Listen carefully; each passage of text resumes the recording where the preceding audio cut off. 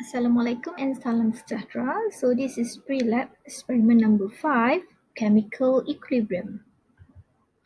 Okay, learning outcomes. At the end of this lesson, you should be able to number 1, study the effect of concentration and temperature on chemical equilibrium.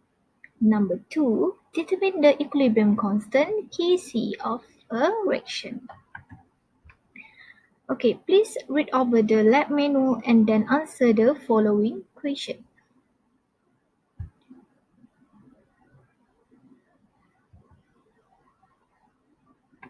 So there are two types of chemical reaction, namely irreversible and reversible. Okay, a reversible reaction will reach a dynamic equilibrium when the rate of the forward reaction is equal to the rate of the reverse reaction.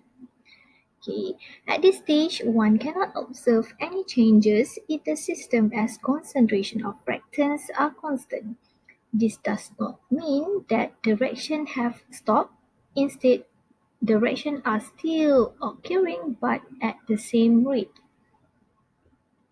Okay, below are the factors that influence chemical equilibrium. Okay, concentration, temperature, and pressure for reactions that involve gases.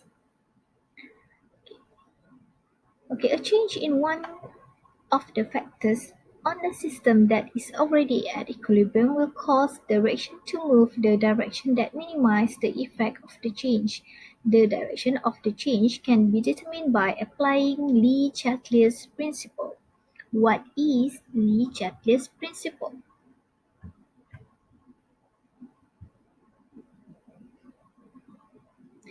Lee-Chatelier's principle states that if a system at equilibrium is disturbed by a change in temperature, pressure, or concentration of one or more components, the system will shift its equilibrium position in such a way so as to counteract the effect of the disturbance. Okay. Next, let's do activity number 1. Given the equation which is in equilibrium, N2 gas plus 3H2 gas produce 2NH3 gas with delta H negative 92.83 kilojoule. Predict the direction of the equilibrium if 1. Nitrogen gas is added, 2. Ammonia gas is removed, 3. Temperature of the system is increased. So, from the following equation, nitrogen gas is added, so nitrogen is here, reactant. So when nitrogen gas is added, concentration of nitrogen gas increases. According to Le-Chatelier's principle, equilibrium position shift to the right to decrease the concentration of N2 gas until the system achieves new equilibrium. What if ammonia gas is removed? So based on the equation given, ammonia is product. So when ammonia is removed, concentration of ammonia gas decreases.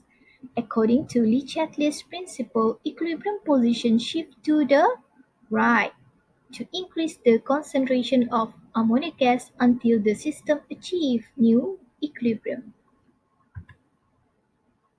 Next, how about temperature?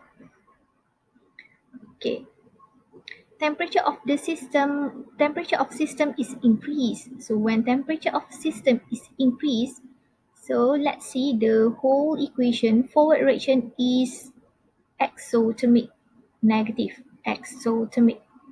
So according to Le-Chatelier principle, when temperature is increased, so heat is on the right, heat release, the equilibrium position will shift to the left, to the endothermic reaction until the new equilibrium is re-established.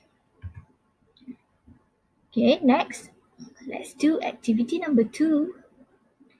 Given the equation in equilibrium, SbCl3 aqueous plus H2O liquid produce SbOCl solid plus 2HCl aqueous.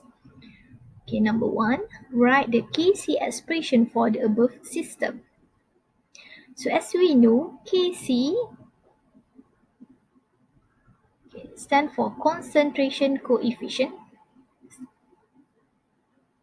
Okay, equilibrium concentration. Okay, product.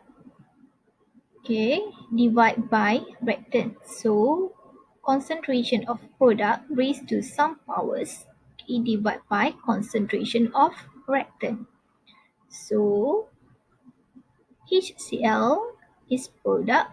So stoichiometry is 2. So power of 2 divide by SbCl3.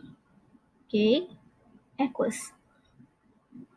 Okay, as we know that, okay, the phase included in this expression only aqueous and gas. Okay, number 2, explain why water liquid and SbOCl solid are not included in Kc expression.